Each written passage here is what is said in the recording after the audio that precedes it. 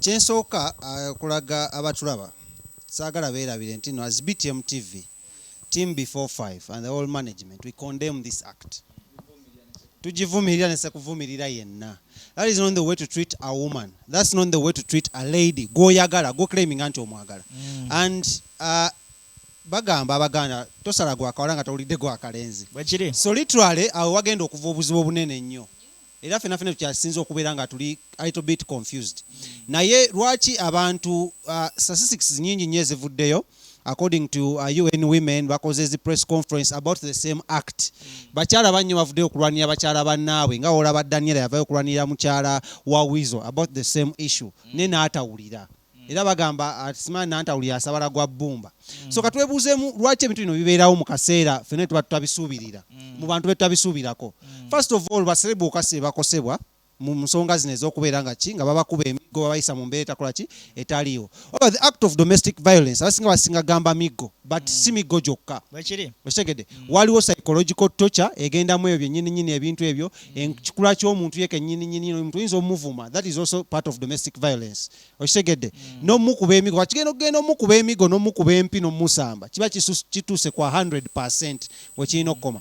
Katwogere ku keesi ya Brown Sugar yali love.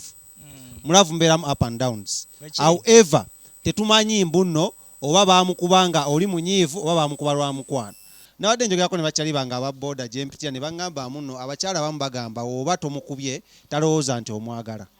Abamu Sherina naawe onzijulira which I don't want to put the case swini nkulawo yakala.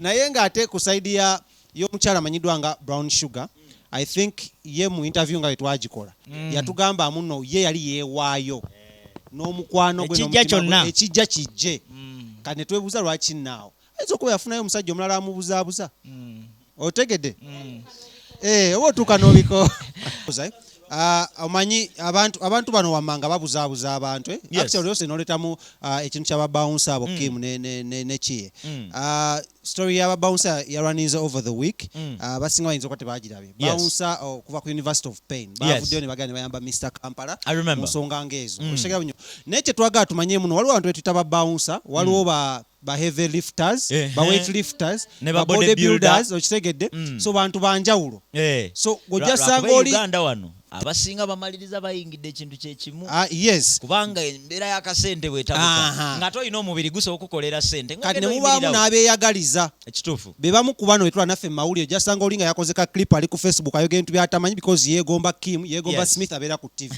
ojja sanga olinga yasiwuusa empisa because yeegomba Bouncer Smith ayali trained yayita mu University of Pain ne bantraininga bulungi nnyo nese okubanga ekintu kino kikwaki nkikwasaganya bulungi so I think ekikolwa kya domestic violence engeri gye twagala tukiveeko abantu abasinga bakitegeere kyapeningira mu bifo ki okitegedde munnyo bajja kukubira ku mulimu muganda wange mwanyinazi bajja mukubira ku mulimu that is not domestic violence ebintu bino ebisinga key point eri ku bantu bali waka moso abaagalana mwami na mukyala ontegera bunyo so abali eyo mukyala wo babbawe yali akubyeko olina right ogenda eri police